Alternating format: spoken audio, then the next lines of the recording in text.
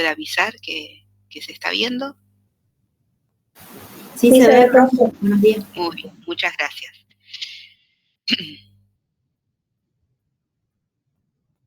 Bueno, este dibujito lo tengo desde que doy las clases a través de, o apoyándome en PowerPoint, y realmente me encanta porque es una animación muy simple, pero refleja gran parte de lo que queremos mostrar en lo que hace una enzima. La palabra enzima les debe sonar, dado que probablemente ya en el secundario le hayan hablado de esto, y en la carrera, en primer año, seguramente en biología le habrán hablado de ella. Por lo tanto, sabrán a esta altura, y las hemos nombrado en el tema proteínas, que las enzimas son macromoléculas. En su mayoría, ya vamos a ver, pero en su mayoría son de naturaleza proteica, aunque no el 100%, y que se ocupan de hacer esto que muestra en la imagen, tomar una sustancia o más, aquí es muy simple, toma una, que vamos a llamar sustrato, sería un reactivo de la reacción, ¿no? Pero aquí pasa a llamarse sustrato, y la enzima va a facilitar la conversión de este sustrato azul en este producto mostrado como un corazoncito rojo. La enzima, por supuesto, es la imagen verde. Entonces, sobre esto es que vamos a hablar durante estas horas, ¿sí? Cómo trabajan, qué distintos tipos, qué enzimas o qué distintos tipos de enzimas tenemos, variantes que se presentan en su modo de actuar, de ser regulada, etc. Hay mucho para hablar sobre esto, no obstante es una síntesis lo que les transmito en esta asignatura de todo lo que hay por saber sobre este tema. Bien, ahí les listo.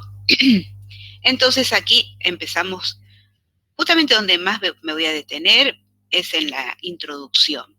No sé por qué a veces encaran los temas ya en partes más avanzadas y descuidan estas diapositivas que le dan una información muy valiosa. Una de ellas es que no todas las enzimas son de naturaleza proteica. Hay ARN que es capaz de llevar a cabo una catálisis, dado que, como les dije, ustedes tendrán ya el concepto, pero las enzimas son catalizadores biológicos, o sea, moléculas capaces de facilitar la conversión de un reactivo en producto. Ellas no alteran esa reacción original, por decir así, ¿no? La sustancia A se convierte en B. ¿Qué hace la enzima? Simplemente acelera esa reacción. Decimos entonces que la catalizan. Ellas intervienen para que la reacción se haga más rápida. Al final de la reacción, la enzima vuelve a su estado original. A veces están acompañadas de coenzimas, como ya vimos en la clase pasada, pues bueno, todo este sistema vuelve al estado original para poder reiniciar una catálisis sobre un nuevo reactivo que saben que aquí lo llamamos sustrato. Bueno, esta acción que podemos decir mágica, que ellas llevan a cabo, no siempre son proteínas. Si bien la gran mayoría son proteínas, se han encontrado moléculas de ARN capaces de llevar a cabo una catálisis. Si bien estos ARN están acompañados de proteína, se descubrió que no es la proteína la encargada de la catálisis, sino del ARN. Eso lo encontramos más que nada en los procesos de transcripción del ADN en ARN. Ahí intervienen en las SNRPs, por ejemplo, ahí hay uno de los ejemplos. Entonces, estas enzimas que son donde la parte catalítica la lleva a cabo el ARN, se las llama ribosimas. Las enzimas proteicas no se le dice proticimas, ni no, bueno, se entiende que uno habla de enzimas, generalmente está hablando de estructuras proteicas. Un paréntesis que quiero hacer en esto es que el hallazgo de estas ribosimas no hizo más que afirmar una teoría, por ahora es teoría, de que probablemente la vida comenzó en base o apoyándose en los ácidos nucleicos. Pareciera ser que en un comienzo, entonces la vida de una forma muy, muy rudimentaria, se la pudo haber arreglado con una membrana de lípidos complejos, ¿no? Fosfolípidos, glicolípidos, y el ARN se ocupaba de gran parte de los procesos, ya que el ARN puede almacenar información, transferirla, ya han visto todos los roles que cumple el ARN en la duplicación celular. Si bien no vieron duplicación celular, les han mostrado los distintos tipos de ARN, en la síntesis proteica. El mismo ARN se puede plegar de tal forma que puede adquirir distintas formas y reconocer tal cual lo hacen las enzimas. En fin, pareciera ser que así se las arregló y luego se fue complejizando. El ARN ya saben que es un poco inestable, es sensible a los álcalis, entonces ahí después aparece por esa modificación química el ADN. El ADN queda ya como esa molécula estable que va a conservar una biblioteca, toda la información genética, y le deja todo el otro rol al ARN. Y bueno, y después vaya a saber cómo empezó esto de la síntesis proteica, tan compleja y maravillosa a la vez, y se le delegó la función de la catálisis a proteínas, ¿sí? Y el ARN, bueno, quedó con las funciones que hoy le conocemos. Bueno, por eso me gusta hacer este paréntesis. No se sabe con exactitud, ¿no? Cómo se pudo armar un reloj, ¿no? Es como agarrar piezas de un reloj, tirarlas al aire y que se arme un reloj, ¿no? Bueno, medio que eso pareciera que todo va a haber pasado para que arranque una célula como ser vivo, ¿no? Bien, siguen siendo una de las grandes incógnitas. Volvamos entonces a esto, al tema que nos ocupa.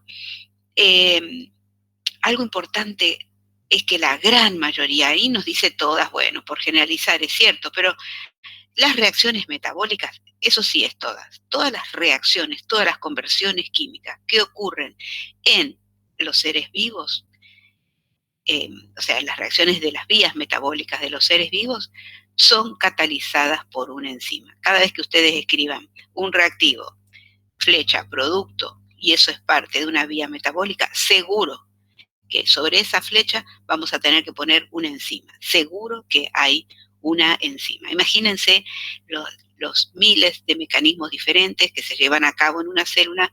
Bueno, detrás de cada reacción hay una enzima.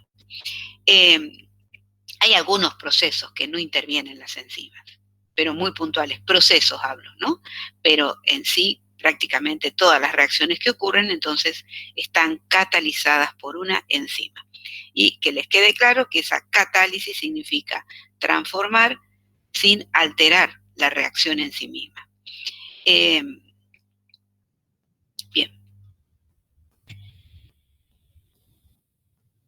Bueno, ¿desde cuándo se las conoce?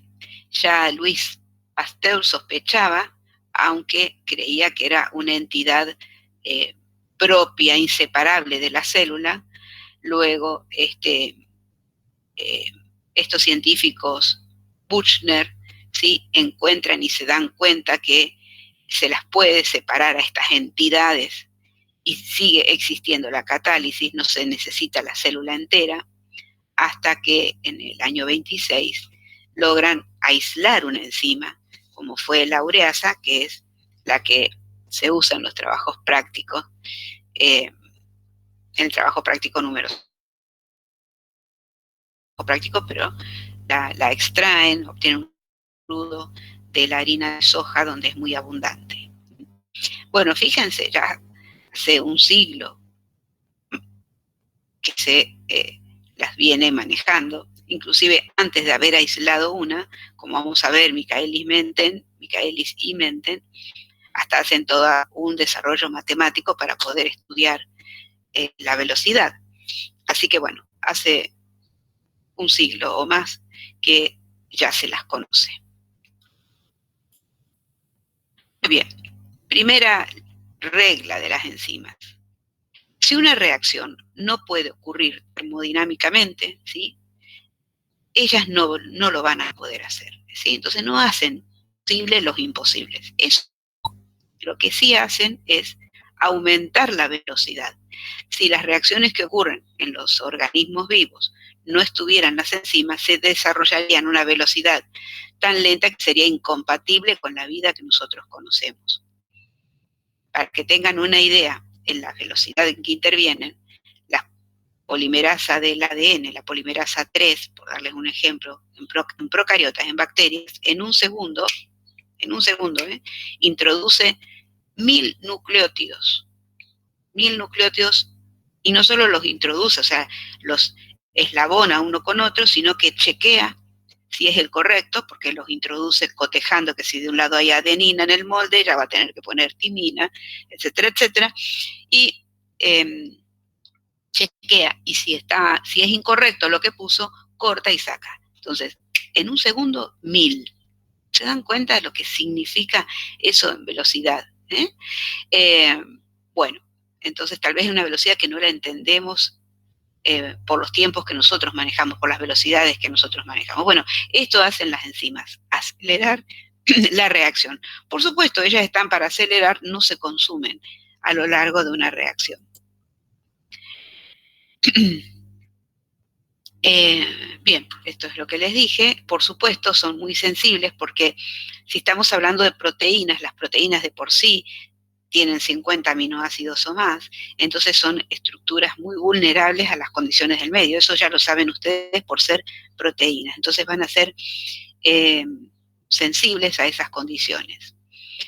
Entonces ellas deben trabajar a un pH cercanos al neutro, excepto las que de por sí están diseñadas para trabajar en ambientes más extremos, como las termófilas que trabajan en aguas termales en 80, 90 grados, o las que trabajan en nuestro estómago, como la pepsina, que trabaja un pH ácido.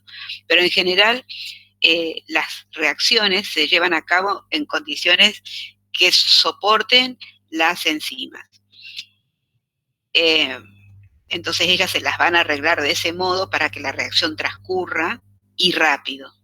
Si ellas no estuvieran, probablemente la reacción se tendría que hacer a temperaturas muy altas y los tiempos también de concreción de esa reacción serían muy largos. De ahí que entonces las enzimas son esenciales, y si hay una falla genética que hace que esa proteína que está dando lugar a la enzima salga alterada, bueno, ahí tenemos esas tantas enfermedades que conocemos, algunas que dicen enfermedades raras, pero que seguramente tienen como base alguna enzima que, por, como les dije, déficit genético, se la está sintetizando mal o directamente no está. Muchas de estas enfermedades son muy poco compatibles con la vida y por eso son niños que ya, fetos que ya nacen muertos, o que a pocas horas o pocos años de vida, ¿sí? Porque eso nos revela el rol clave que tiene una enzima entre miles que tenemos en nuestro organismo. También nos revela lo complejo realmente que es nuestro organismo. Muy bien. ¿Por qué ya les adelanté en la clase pasada que era importante? Lamentablemente entiendo que habrá alumnos con otros exámenes y no tengo acá los casi 100 alumnos que están cursando actualmente. Pero ¿por qué dije que era importante este tema para estas carreras que nosotros dictamos la asignatura? Porque tiene un doble fin, tanto por uno o por otro. Seguramente vamos a manipular las enzimas. Puede ser que manipulemos una enzima porque es nuestro objeto de estudio. Muchas veces en la clínica, en la investigación, en la profesión, me refiero a esto a un licenciado que trabaje en alguna empresa, en alguna fábrica, industria, ¿sí? Un profesor porque dé un trabajo práctico con los alumnos o porque trabaje en investigación en la facultad. El bioquímico, bueno, por todos los roles que puede tener con esta profesión, puede ser que necesite o deba medir cuánta enzima hay en una muestra. Un caso muy común, medir lactato deshidrogenasa en una muestra de suero, un paciente con riesgo cardíaco. Se mide LDH. lactato deshidrogenasa en suero. Yo directamente, mi análisis se dirige a esa enzima. Yo quiero saber si está esa enzima, si hay, cuánto hay mucho, hay poco, ¿sí? Encuentro, por ejemplo, en la orina de un individuo muy alta la amilasa, volando a internar a esa persona, tiene pancreatitis, una enzima que no debería estar en orina, por decir. O estoy buscando una enzima en un extracto de planta, porque bueno, veo que esa planta, sus jugos tienen alguna propiedad beneficiosa y puede ser que se deba a una enzima que ahí esté presente, por lo que sea. Entonces, ¿yo qué mido? Mido cuánto, si está, o mido cuánto hay de esa enzima. Es mi objeto de estudio. Pero también, dadas las virtudes que tienen las enzimas, de las cuales todavía no hablamos, pero que lo adelanto acá, que es la especificidad, se la vuelve una herramienta muy valiosa para detectar una sustancia dada que le llamamos analito en general, o un biomarcador, un analito en una muestra. Por ejemplo, yo quiero detectar glucosa en una muestra. Ustedes vieron como métodos químicos más comunes, Benedict como un método cualitativo, vieron Somogyi y Nelson como un método cuantitativo. Ahora, estos métodos, si yo los aplico a una muestra de sangre, de suero, porque quiero medir glucosa en suero, dado que no es una muestra muy limpia, por decir así, es una muestra donde la glucosa, no es la palabra limpio o sucio, compleja. El suero es una muestra muy compleja por el gran número de componentes que hay ahí, entre esos la glucosa. Entonces, otros componentes que hay en el suero van a interferir en esa reacción química. Y por eso, si bien se la aplicaba, había que hacer un proceso previo, antiguamente, ¿no? Que era la desproteinización, porque son las proteínas las que más interfieren con este ensayo. Bueno, el tema es, ¿cómo hago para detectar un dado analito en una muestra, y más que nada cuando esta muestra es muy compleja? Las enzimas vinieron a salvar al analítico, y acá los pongo a los tres, al profesor, al licenciado y al bioquímico. ¿Cómo hago para detectar glucosa en una muestra donde hay cientos de sustancias que por una reacción química que yo aplique van a interferir? Bueno, entonces se recurre a las enzimas, porque las enzimas, además de hacer rápidas las reacciones, tienen la virtud de que son específicas. Dentro del grupo de catalizadores, sabemos que hay catalizadores orgánicos, inorgánicos, las enzimas tienen la gran virtud de ser altamente específicas. Entonces, yo a la muestra le agrego una enzima que provoque un cambio químico solamente en la glucosa. ¿Y por qué solamente en la glucosa? Porque es lo único que reconoce. No reconoce a ningún otro azúcar y no interfiere en ninguna otra molécula. La convierto en algo que dé color o que absorba en alguna longitud de onda que mi equipo pueda medir, por ejemplo, 340 nanómetros, cuando le hablé la clase pasada del NADH. Bueno, el tema es que yo la glucosa, que es incolora, la convierto en una sustancia que yo pueda medir. La cantidad producida es en función de la glucosa que había en la muestra. Entonces, si yo veo 1000 moléculas, bueno, se informa en gramos, pero lo quiero decir, 1000 moles de esta sustancia es porque en mi muestra había 1000 moles de glucosa. Entonces, la enzima ahí fue una herramienta para el análisis. Hizo que esa glucosa se convierta en algo coloreado que yo puedo ver. Entonces, aquí es donde ya no es la enzima el objeto de estudio, sino es una herramienta analítica. Para hacérselas cortas, para el primer objetivo, yo debo ir y comprar el sustrato, porque la enzima la tengo en mi muestra, para medir cuánto hay. En cambio, para detectar un dado analito, yo compro la enzima para ponerla en mi muestra y permitir esta conversión. Entonces ahora ¿sí? Nos dedicamos a hablar de la especificidad. Entonces, cada enzima va a reconocer, como dice ahí, un sustrato o un grupo muy reducido de ellos. Les doy un ejemplo. Existe a ver si lo tengo acá a continuación. No, una enzima como la glucoquinasa, ya les adelanto, quinar en bioquímica significa ponerle fosfato a una sustancia partiendo desde el ATP. Vamos a habilitar la pizarra. La glucosa es quinada por el ATP. Estoy dando esta reacción, entonces se va a formar glucosa 6-fosfato más ADP. ¿Está? La glucosa... Profe, sí. Disculpe, no se ve su pizarra. Tienen que buscarme se ve, sí. En la lista. Sí, yo estoy duplicada, porque estoy con 2 cuentas diferentes. Tienen que buscar una que es un icono de una pantallita. Y ahí pinchar, entonces ahí se les hace. Capaz que es mi compu nada más, porque me aparece, ahí está, ahí sí me aparece. Sí, claro, ustedes tienen que alternar. Cuando digo pizarra, pinchan la pizarrita y después pinchan cuando volvemos a las diapositivas.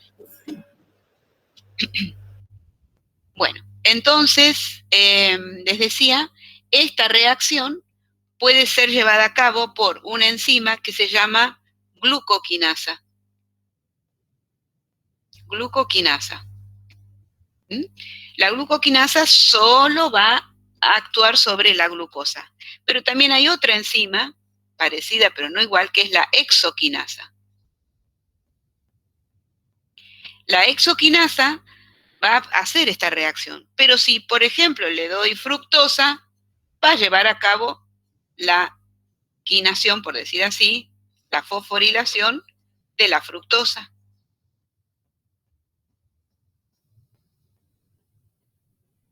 Entonces, ahora yo le doy un fosfolípido. ¿Va a hacer algo? No.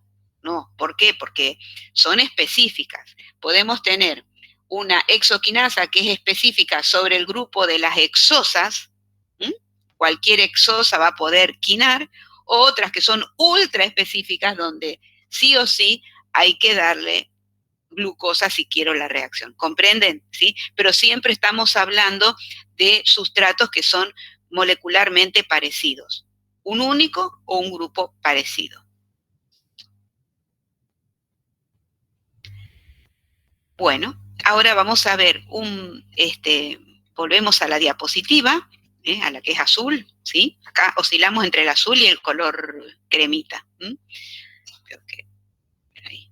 Bien. Volvemos a la diapositiva. Entonces, ¿cuál va a ser el modo de escritura?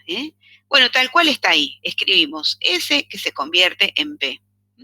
Y eso se da a una velocidad que es sin enzima. Pero si le agregamos enzima, ocurre exactamente la misma reacción, pero la velocidad ahora es mucho mayor. Nosotros hablamos de S y P, pero por una cuestión de simplicidad, acá lo aclaro, pero no quiere decir que siempre va a haber un compuesto que se convierte en otro. Se lo escribe así por una cuestión de practicidad, de simplicidad. Pero desde ya que muchísimas reacciones se dan a partir de varios sustratos o de un sustrato que dé varios productos, ¿no es cierto?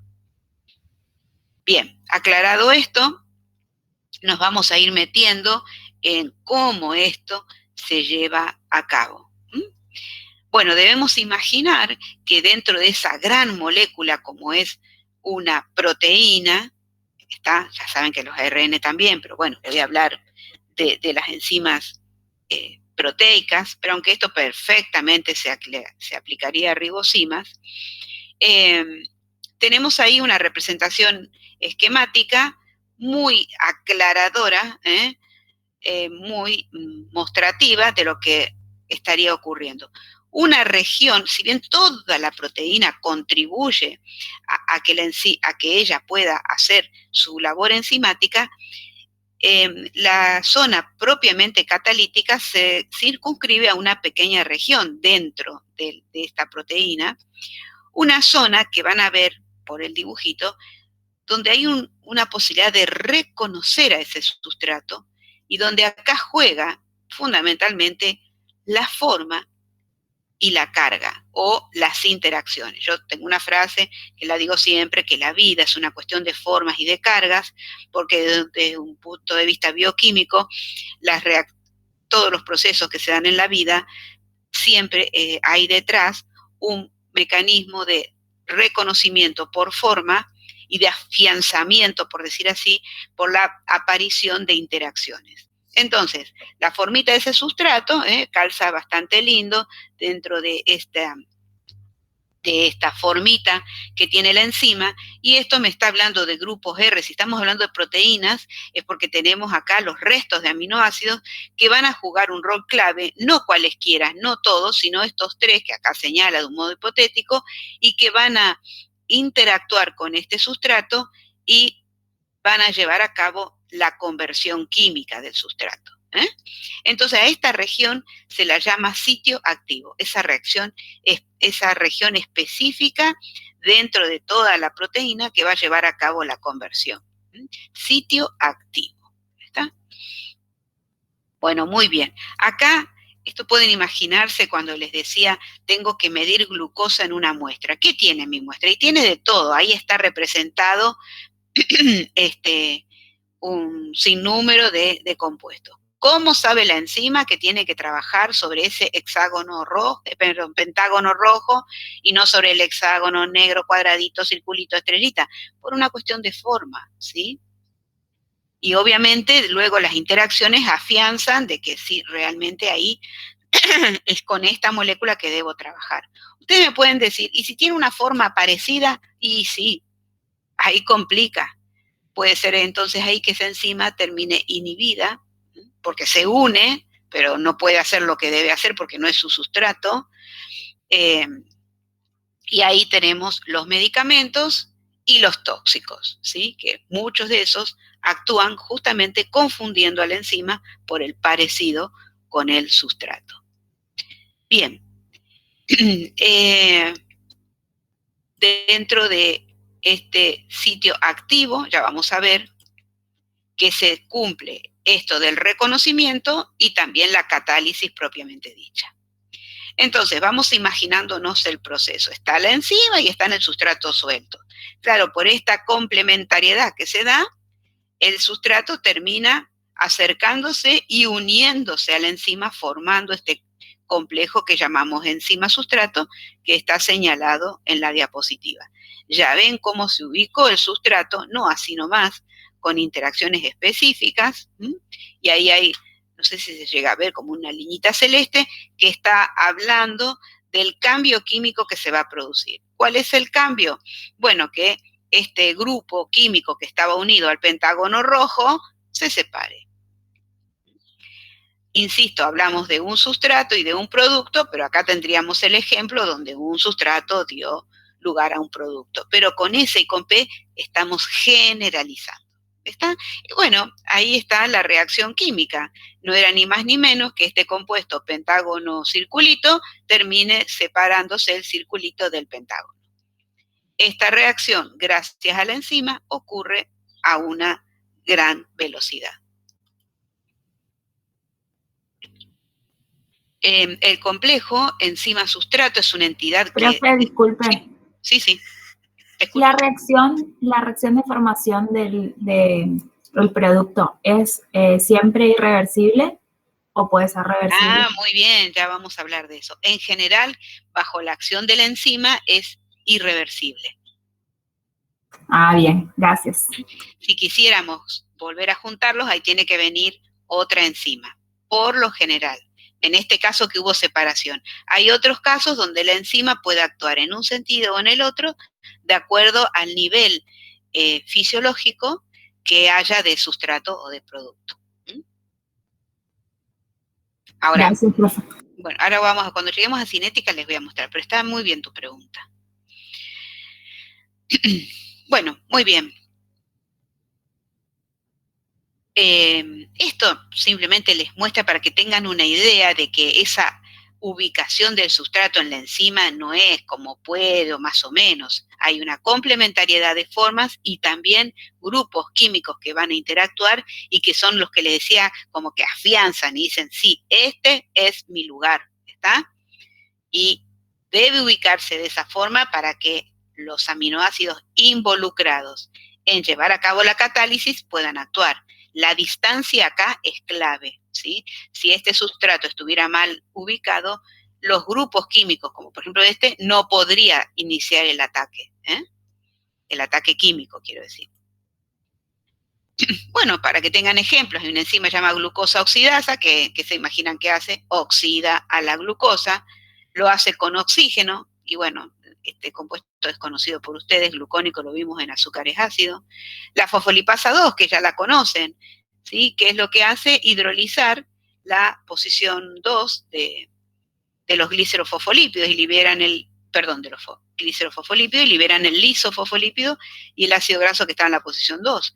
La catalasa, que cataliza la descomposición del agua oxigenada en oxígeno y agua. La anhidrasa carbónica descompone, genera el ácido carbónico a partir de dióxido de carbono y agua. La glucosa isomerasa, que simplemente convierte glucosa en fructosa. Bueno, por supuesto, poquitos ejemplos de la inmensa lista. Me encantaría mostrar acá los videos, pero los tiempos apremian. Y antes de avanzar con esto de entender cómo una enzima puede hacer esto que hacen, ¿no? Tenemos que tener en cuenta cómo se las nombra, porque las vamos a empezar a nombrar, esta enzima, la otra enzima, la otra enzima, y bueno, ¿y de dónde sale ese nombre? Bueno, originalmente se le fue poniendo el nombre que se le ocurría al científico que la descubría. Por ejemplo, la enzima que transformaba la urea en amonio y dióxido de carbono, se le ocurrió decir, bueno, como convierte la urea, será ureasa. ¿Tá? Pero, bueno, y todos le daban la terminación asa, eso sí, en el castellano, ¿no? Ase en el inglés. La mayoría tiene esa terminación, pero no todas, no todas. Por ejemplo, yo les digo pepsina, ¿sí? Es una enzima y termina en ina. Bueno, entonces se fueron nombrando, podemos decir de un modo caótico, como a cada uno se le ocurría. Resulta que la lista se fue agrandando inmensamente con el pasar del desarrollo científico y hubo que ponerles un nombre sistemático y un número, que es lo que en definitiva termina por identificar. Y hoy en día se exige que cualquier trabajo científico o cualquier prospecto que acompaña a un medicamento o a un kit analítico donde se nombre una enzima, se le tiene que aclarar el código numérico que tiene, porque eso es lo que es inequívoco. Yo les digo a ustedes glucoquinasa y así se sigue hablando, glucoquinasa, pero si yo voy a escribir algo o voy a dar una conferencia sobre la glucoquinasa, debo identificar acá al lado el código que les voy a indicar. El nombre sistemático existe, se deja más para los libros, no es un vocabulario común, pero también sepan que existe un nombre sistemático. Entonces, tenemos el nombre particular, que es el original, y es el vulgar, el que todos manejamos, todos decimos ureasa, como les dije, tripsina, pepsina, pero la comisión de enzimas, que es una comisión creada justamente para ordenar un poco la cosa, le pone un nombre sistemático y un código. Tomemos un ejemplo, la amilasa, ¿sí? Porque hidroliza el almidón, bueno, le pusieron amilasa. Glucoquinasa, como les vengo diciendo, como quinar es poner fosfato desde el ATP, bueno, dijeron, le pone a la glucosa, será glucoquinasa, y así. Entonces, si tomamos de ejemplo la glucoquinasa, el nombre vulgar es este, glucoquinasa. El nombre sistemático se da, bueno, indicando los reactivos y luego el grupo, bueno, en este caso hay una transferencia de grupo, y transferasa, van a ver ahora las distintas clases, el nombre de la clase va al final. No vamos a trabajar sobre esto, sepan que existe, y si ustedes leen el nombre se van a dar cuenta de cuál es la reacción. Entonces, ATP, glucosa fosfotransferasa, nos está diciendo con ese nombre qué es lo que está ocurriendo. El código numérico va encabezado, como les dice ahí, como una sigla, sabiendo de que entonces ese código es el que fue otorgado por la Comisión de Enzimas, el código legal, digamos, el que corresponde. Siempre se debe poner las letras S. Y va a tener 3 y a veces 4 números. Ustedes van a tener que saber el primero nomás, que responde a la clase. Uy, miren, acá me quedó un error. Acá tiene que decir 7 clases, porque desde el 2018 hay 7 clases. Perdón, ahí hay que corregir, ¿sí? Por favor, ahí va 7 clases. Después hay subclases dentro de las reacciones, cómo se las va clasificando, y tercero y cuarto ya son los específicos. El cuarto hace inequívoco.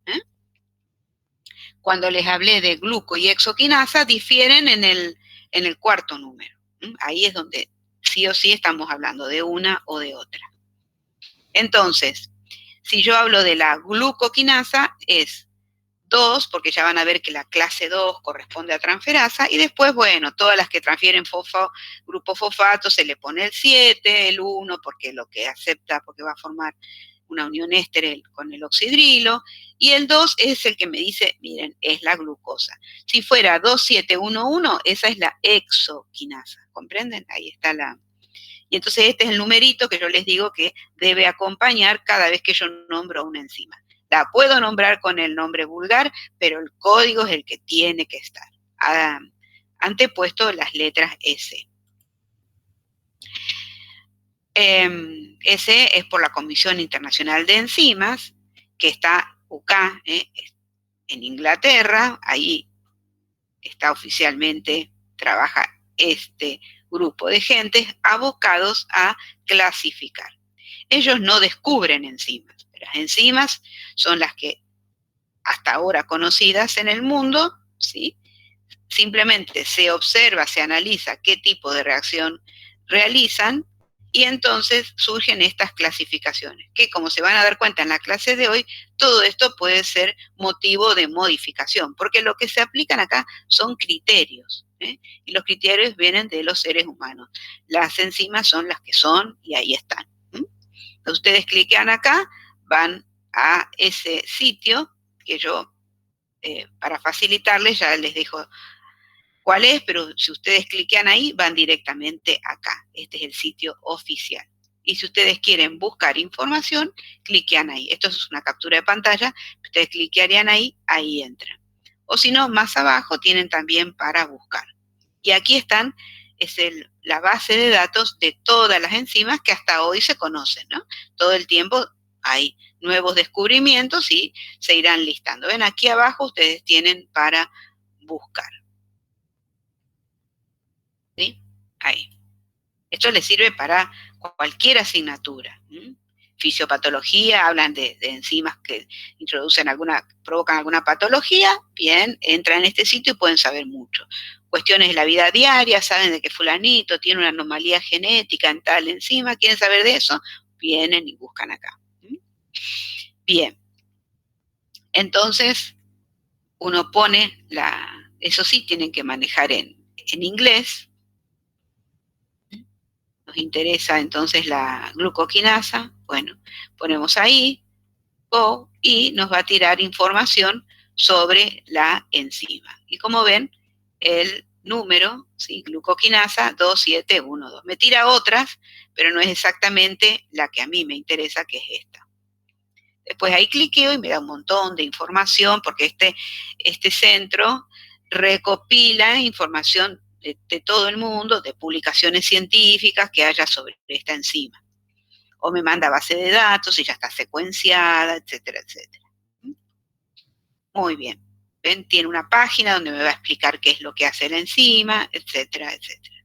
Y un montón de bases de datos, como les decía, que me aportan valiosa información para lo que a uno le puede interesar.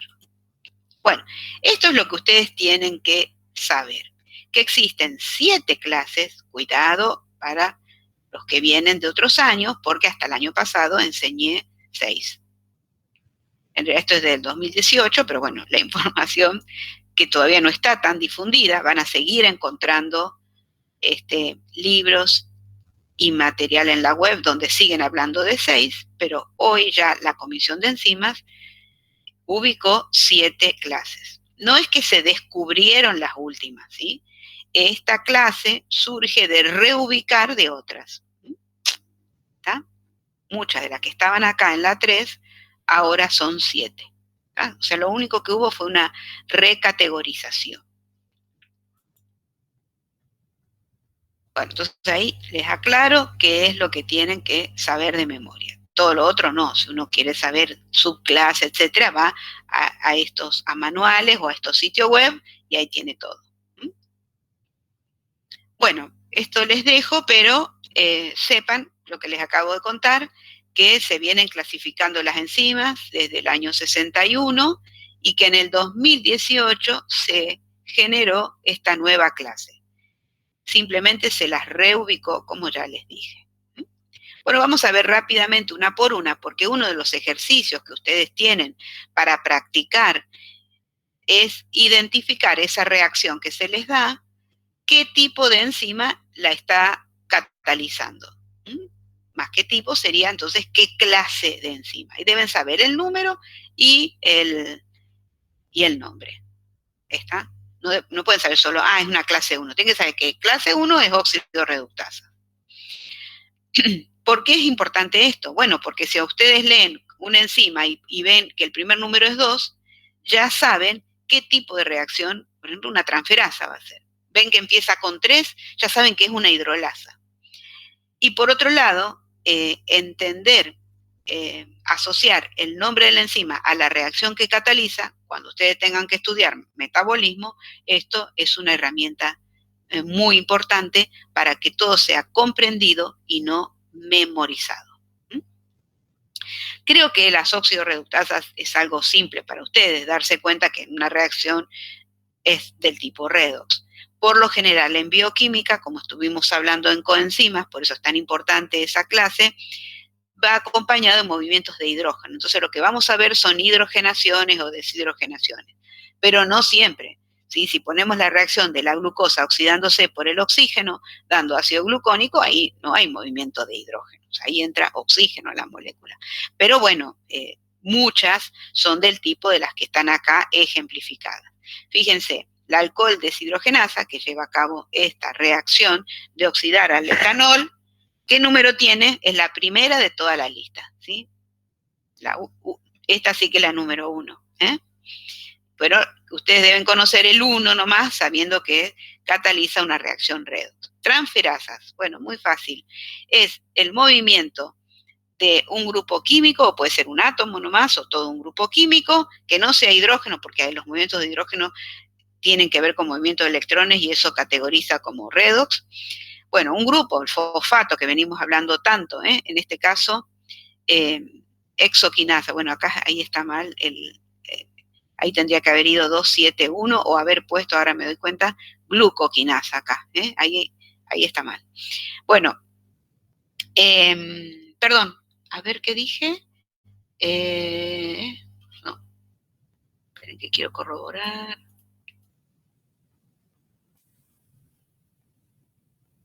Glucoquinasa, sí, dije bien. Bueno,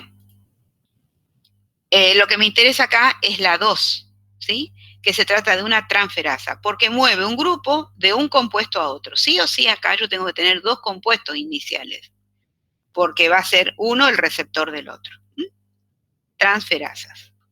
Hidrolasas, obvio, hay una reacción de hidrólisis. Muchas enzimas que venimos nombrando, peptidasas, nucleasas, lipasas, fosfolipasas, amilasas, todas esas enzimas que nombramos en las unidades anteriores son enzimas del tipo de la clase 3, porque justamente rompen uniones por introducir agua. Liasas. Bueno, acá, si bien este caso es fácil, los confunde después con la clase 6. Una liasa puede catalizar tanto. La unión liar es unir, pero a veces catalizan el proceso inverso. En este caso tenemos que separan, en el ejemplo, como la piruvato descarboxilasa, que ya hablamos la clase pasada, separa dióxido de carbono de la molécula de piruvato. Obviamente da lugar a otro producto como es el etanal. La isomerasa es muy fácil para darse cuenta que es una isomerasa porque tienen un solo producto, un solo reactivo, un solo producto, porque lo único que hacen es interconvertir una molécula en la otra. Aquí la forma cis se convierte en trans y bueno, esto es la misma molécula. Este ejemplo se los pongo porque tienden a confundir cuando se los damos. Glucosa 6-fosfato que se interconvierte a fructosa 6-fosfato. Ustedes, no sé, ven un movimiento, no sé, porque a veces lo catalogan como transferasa. No, simplemente reordena la molécula. Entonces, son estos ejemplos que les muestro, clase 5. Acá está, ligasa, también catalizan la unión o separación de dos, la unión de dos compuestos, pero sí o sí acá van acompañados por la hidrólisis de ATP. Entonces, a veces suelen confundir las ligasas con liasas y le ponen 4. No, si hay un nucleótido involucrado, sí o sí va a parar a la clase 6. Fíjense que del piruvato saquemos un dióxido de carbono, como es una reacción que no requiere energía y pertenece la enzima a la clase 4. En cambio, adicionarle un dióxido de carbono va a requerir energía y por eso se adiciona, ¿no? Se acopla, es la palabra correcta, la hidrólisis de ATP, que ya les conté el otro día también, que aquí tenemos 3 fosfatos, 2 unidos por uniones de anhídrido, que son de alta energía, en este caso se rompe una y libera fosfato. Bueno, y acá llegamos a la clase nueva. Advertí en la carpeta de teoría de enzimas, hay un archivo que dice corrección y refiere a esta diapositiva y las que siguen, donde me quedó clase 5, se ve que hice un copy-pegue ahí, no me di cuenta. Bueno, clase 7 son las translocasas. Miremos, bueno, ¿qué catalizan? A ver, estas enzimas lo que hacen es mover especies químicas a través de una membrana. Eso es lo que hacen. Por lo general, este movimiento va a tener, o muchas de las veces, no siempre, siempre va a tener acoplada una reacción química. Eso es. Muchas veces va a tener que ver el ATP. Eso es lo que les quería decir. Entonces antes se las clasificaba mirando al ATP, ¿comprenden? Y por eso estaban en la clase 6 hidrolasas. Pero después dijeron no, la acción principal de esta enzima tiene que ver con el movimiento de la especie química. Y entonces, por eso las reclasifican. No es una clase nueva, no es que ahora se descubrieron estas cosas, no. Se cambió el foco, y se dijo, bueno, no, esta enzima en realidad lo que hace es mover la especie química. En este ejemplo genérico, le llama B a esa especie química, que muchas veces son iones, pero no siempre. Bueno, entonces, esto representa la membrana y tenemos el lado 1 y el lado 2. En el lado 1 se rompe esta molécula, acá va a haber una hidrólisis, se rompe este enlace, no siempre hidrólisis, perdón, se rompe el enlace y eso le da la energía para que este compuesto B pase del otro lado de la membrana. ¿Ven? Esto es escrito en forma genérica. También se da lo opuesto, que por el movimiento de B hacia el otro lado se genere una síntesis. Ya les voy a mostrar, y esto está muy relacionado con lo que vamos a ver la semana que viene, en fotosíntesis, y lo que después va a ver la gente de licenciatura y profesorado en metabolismo. Muy importante ahí. Bien.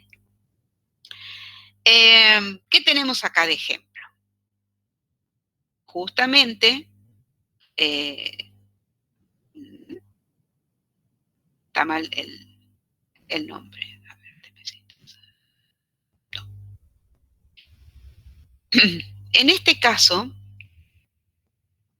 me acabo de dar cuenta en este momento que les tendría que haber escrito en el sentido, bueno, lo vamos a ver acá, miremoslo en este sentido. La ATP sintasa trabaja del lado 2, pero ya lo voy a cambiar. La verdad que, no, ahí.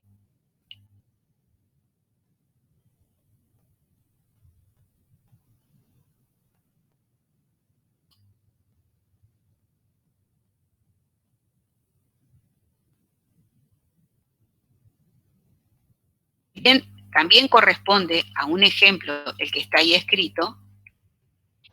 Quiero que haya correlación entre el dibujito, el nombre, así que este también hay que corregir acá. Bueno, saqué de un libro y miren, ahora me vengo a dar cuenta de eso. Bueno, ¿qué está acá? ¿Qué está mostrando esto? ATP sintasa. Tenemos que por el movimiento de protones de un lado al otro, la naturaleza aprovechó ay, mamito. La naturaleza aprovechó esa posibilidad de trasladarse de un ambiente a otro por permitiendo la síntesis de una molécula de ATP. O sea, se aprovecha esa energía por el flujo espontáneo de protones, permitiendo la síntesis de ATP. Vamos a ir entonces ahora a la pantalla, borrador, a la pizarra. Ay.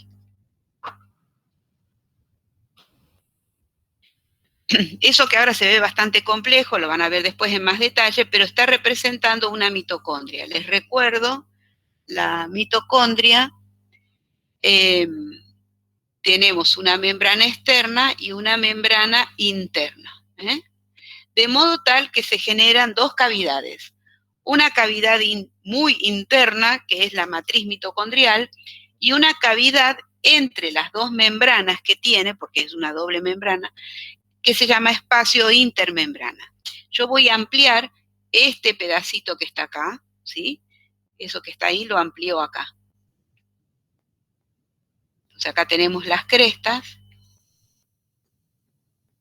¿sí? Membrana externa, ¿se entiende? De la mitocondria, membrana interna, espacio intermembrana.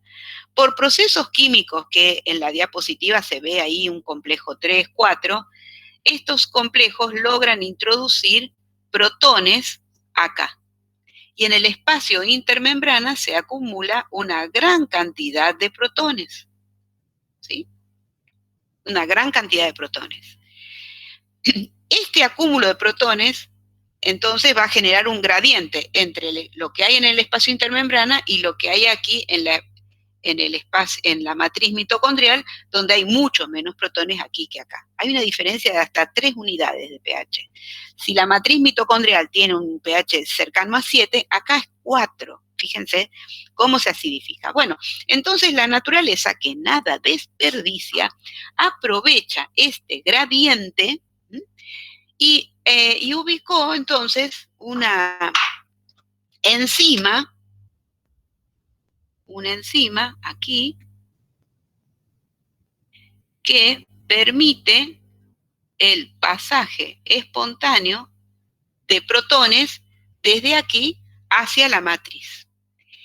Este pasaje espontáneo de protones permite que el ADP se una con una molécula de fosfato y se sintetice ATP. Esta es la forma en que la naturaleza logra meter energía química en los seres vivos. Este proceso que lo vemos acá en la mitocondria, lo vemos también en el cloroplasto.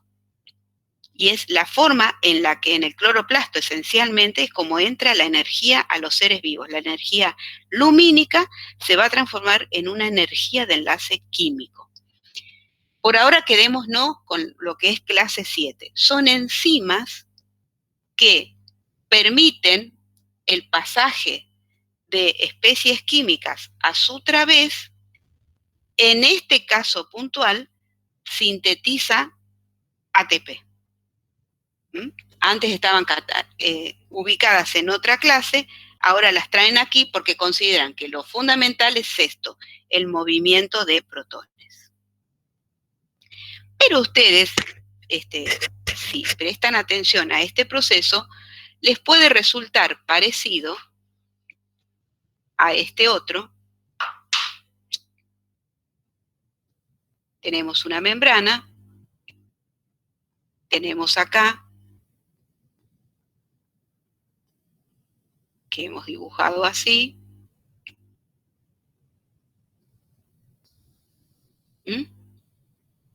Y, por ejemplo, ponemos así, protones, y yo les dibujo acá ATP, les escribo ADP más fosfato. Yo les pongo esto, acá les escribo muchos protones.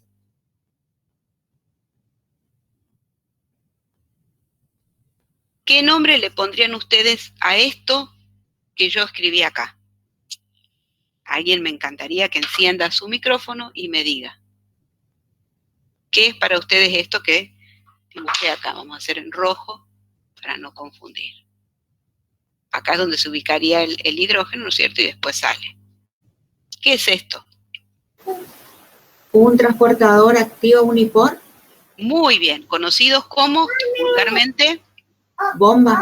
bomba, exactamente, esto es una bomba. Bomba de protones. En este caso, una bomba de protones. ¿Qué otra bomba es muy conocida?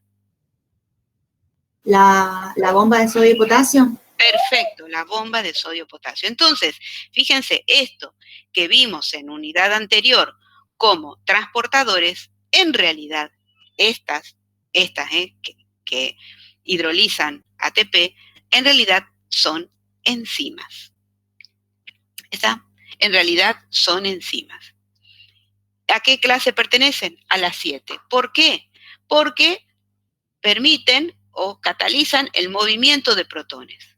Sucede que en algunos casos el movimiento es contragradiente y por eso debo poner energía, o a veces es a favor de gradiente y aprovecho la energía. O sea, una estructura, son muy similares estructuralmente, pero unas trabajan en un sentido, otras trabajan en el opuesto.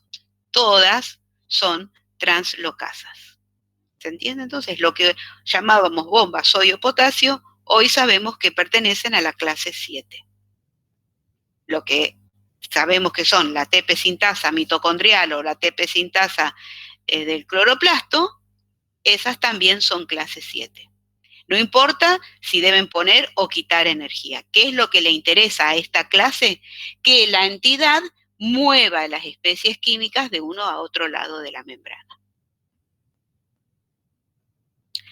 Entonces, ahora si entramos a este mismo sitio, vamos a ver ya que aparecen lo que son las translocasas.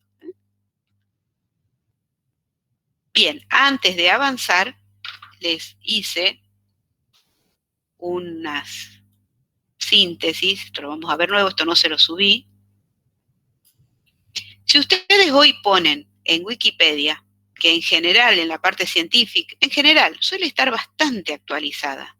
Lo he notado cuando a veces fallece alguna personalidad, no sé por decir, una persona conocida como Maradona, uno entraba al día siguiente a Wikipedia y ya les figuraba que Maradona había fallecido. O sea, ya aparecía con no fecha de muerte. Y en química en general está muy actualizada. Sin embargo, me llamó la atención que puse a TP-Asas a ver, y miren, esto lo hice la semana pasada, cuando aparece a TP-Asas, ¿qué código nos pone? 3.6. O sea, ¿cómo la considera todavía esta clasificación? Como hidrolasa. Acá está hablando de como el ejemplo del protón, ¿no es cierto? De las que mueven protones. Si uno entra entonces y busca ese código 361 OI en la comisión de enzimas, le sale esto. Que esto que estuvo listada así, hoy estas enzimas son recategorizadas o como 5, que son isomerasas, y otras van a parar a la nueva comisión de enzimas, a la nueva clasificación, que es la clase 7. Entonces, acá encuentran las que son isomerasas, en la 5, y van a encontrar ahora esto que es nuevo, digamos 2018, ¿no? Las conocidas translocasas, ¿sí? Todas estas son las subclases 7.1, 7.2, 7.3, y por traerles a colación, la bomba sodio-potasio está acá, tan conocida, ¿sí? Que es entonces la que, perdón, no está acá, no se las dibujé en la pizarra, pero si lo comentamos, hoy en día es una translocasa, se la denomina así, no una hidrolasa, y bueno, corresponde a la clase 7213, que estaría ubicada acá dentro de la lista. Entonces, estén atentos, van a seguir viendo mucho material que no va a hablar de las translocasas, sino que las van a manejar en la clase 3, o algunas las van a manejar como clase 5, isomerasas, porque simplemente hay un cambio de lugar, pero sepan que hoy ya debemos manejar esta otra clasificación. ¿Comprendido entonces esta parte? Y estén atentos, y bueno, y es propio de las transiciones, ¿no? Cuando surge algo nuevo, hasta que se masifique, hay que darle tiempo. Pero si uno ya aprendió que es así, pues ya de ahora en más lo debe incorporar así. Bueno, acá les puse, fíjense, esto es de un libro, imagínense los libros, les he hablado que el tiempo que lleva entre la traducción, bueno, primero que el científico escribe el libro va a la editorial, de la editorial después se hacen las traducciones, pasan varios años, cada vez menos, pero pasan varios años. Así que en libros tiene que ser muy, muy reciente, para que ya tenga esta incorporación. Acá tenemos una página del libro donde nos dan ejemplos de las distintas clases, por supuesto llegan hasta las 6.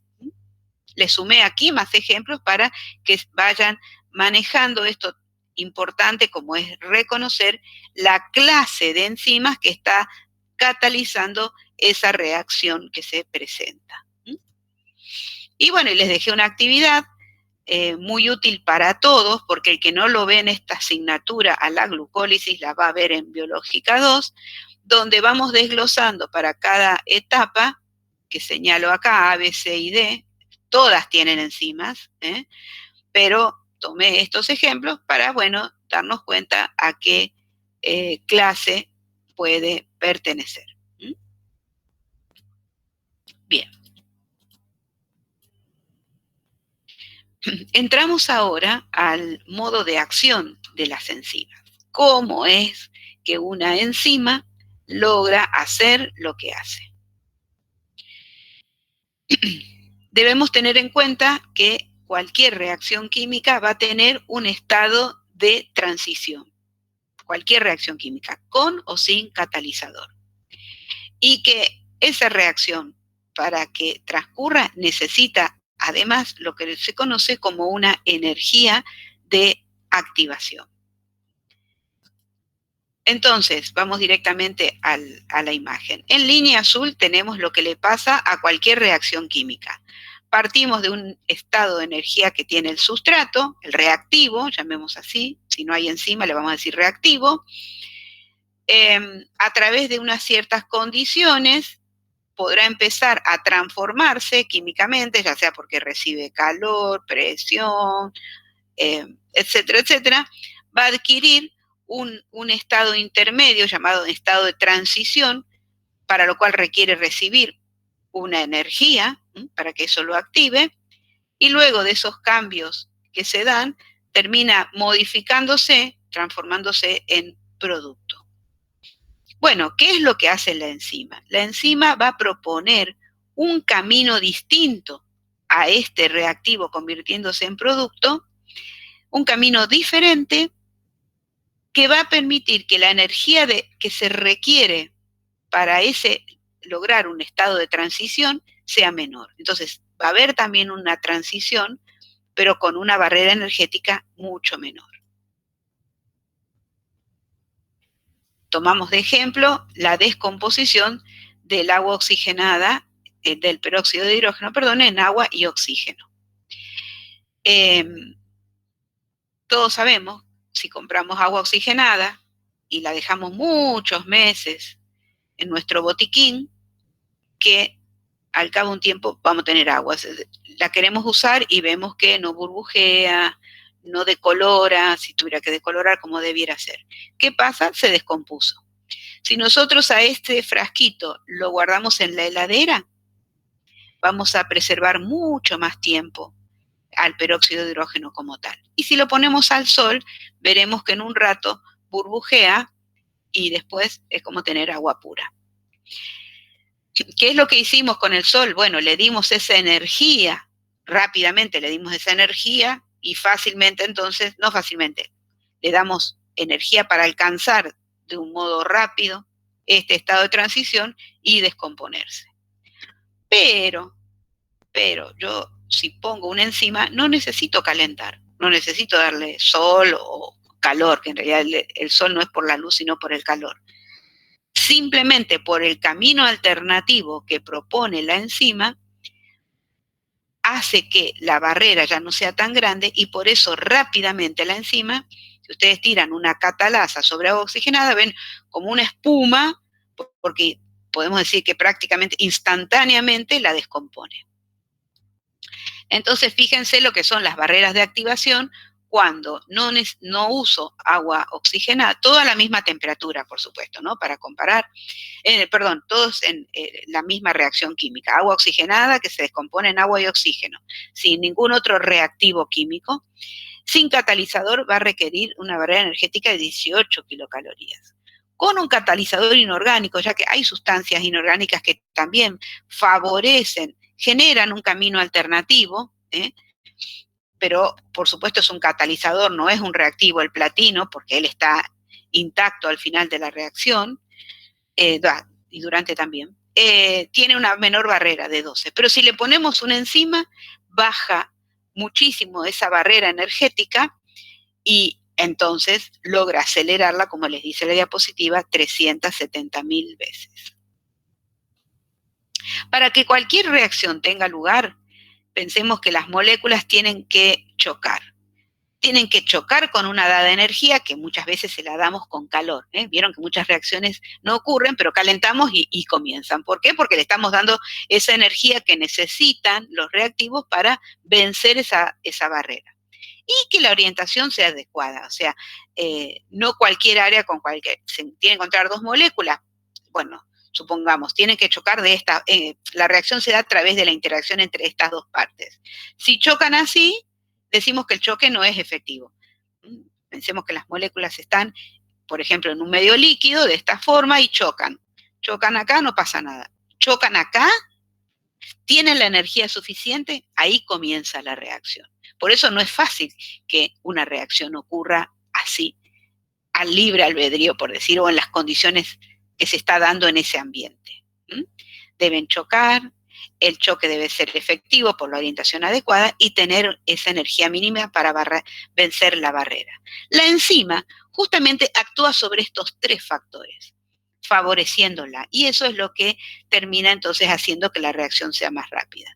¿Por qué? Porque al ubicarse las moléculas dentro de como es ese dibujito medio tontín, pero muy claro, ¿sí? Se ubica ya la molécula en la forma necesaria para que sufra el cambio.